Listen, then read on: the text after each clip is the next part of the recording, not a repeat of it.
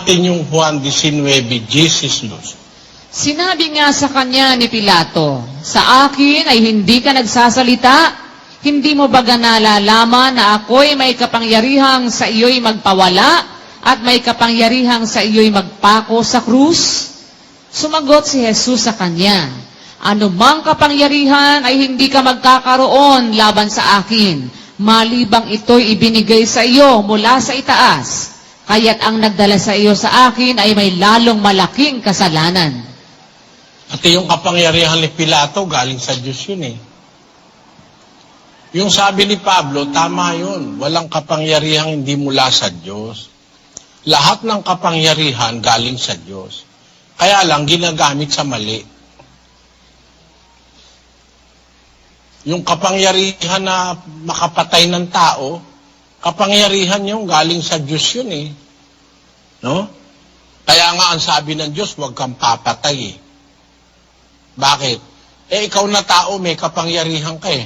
Pwede kang pumatay eh.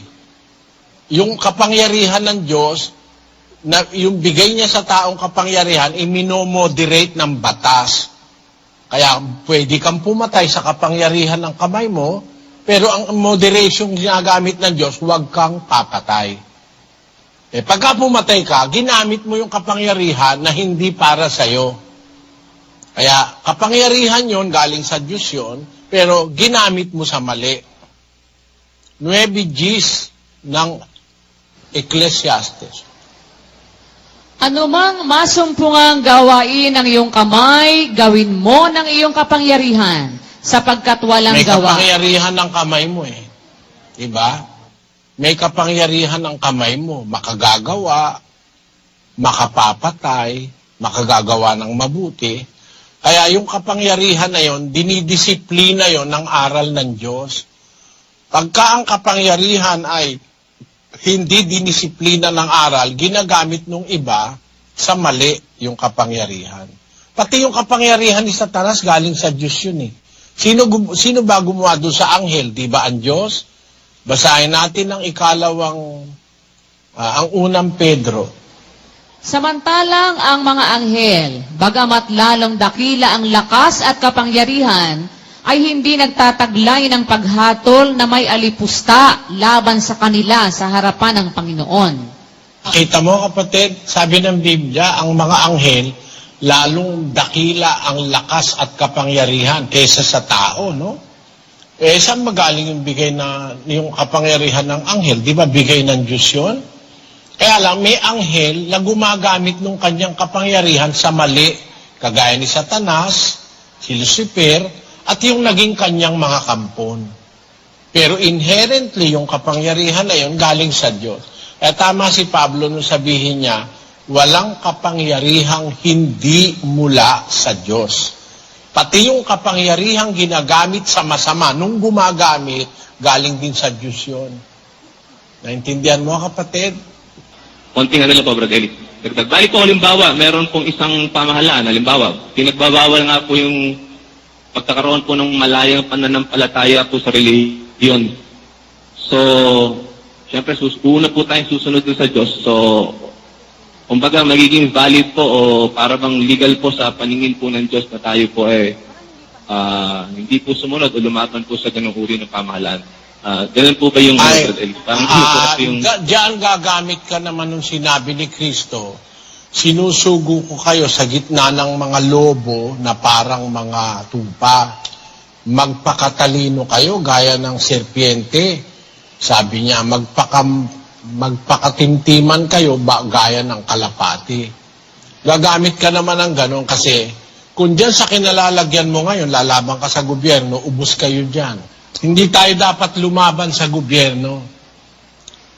Kung ang gobyerno ay kalaban ng Diyos, sa puso natin, wag nating sasang-ayunan yung kalaban ng Diyos. Pero para lumaban ka, gagamit ka ng utak. Makakalaban ka ba? O are you going to cause damage to yourself and to others? Kasi gagamitan mo ng ng utak. Hindi sa lahat ng pagkakataon, ang isang lingkod ng Diyos ay straight ano lang, straight lang ang isip. Si Pablo, nung hinuhuli na nung mga sundalong Romano, sabi, ako'y taga-Roma. Hindi naman siya talaga Romano. Ibig sabihin, gumagamit ng si Pablo, ng taktika, ng kaisipan, na gugulangan mo ko, lingkod ako ng Diyos, ikaw lingkod ng demonyo, gugulangan mo ko. Hindi ako papayag, pero in a subtle manner, na hindi ka mapapahama. Kaya si Pablo, napinawalan. Bakit? Matuwid ba sa'yo na hampasin ng isang taong Romano na hindi pa nalilitis? Sabi ni Pablo, nagulat yung mga sundalo. Romano pala yung hinahampas nila na hindi pa nalilitis at hindi pa nahahatulan. Liable sila sa batas na basta nilang sa papaluin ng isang Romano. Actually, di naman Romano si Pablo Ibig ko lang basahin mo yung 22-25 ng gawa, Sis Luz. At nang siya'y kanilang magapos na ng mga panaling katad, ay sinabi ni Pablo sa senturyong nakatayo sa malapit, "Matwid baga sa iyo na hampasin ang isang taong taga-Roma na hindi pa nahahatulan?" At nang ito'y marinig ng senturyon, ay naparoon siya sa Pangulong Kapitan, at sa kanya ipinagbigay alam na sinasabi, "Ano baga ang gagawin mo? Sapagkat ang taong ito ay taga-Roma." At lumapit ang Pangulong Kapitan at sinabi sa kanya, "Sabihin mo sa akin, ikaw bagay taga-Roma?" At sinabi niya, "Oo." At sumagot ang Pangulong Kapitan, "Binili ko ng totoong mahal ang pagkamamamayang ito." At sinabi ni Pablo, "Ngunit ako'y katutubong taga-Roma." Pagkarakang nga'y nagsilayo sa kanya, ang mga sa kanya sana'y susulit. At ang Pangulong Kapitan din naman ay natakot nang maalamang siya'y taga-Roma at dahil sa pagkagapos niya sa kanya. Kita mo na? Si Pablo, matalino siya. Taga-Roma ako. Lalo na, pagka sasabihin ni Pablo, taga-Roma ako, salitang Romano ginagamit niya, ano kung hindi maniniwala? Maraming alam na wika si Pablo.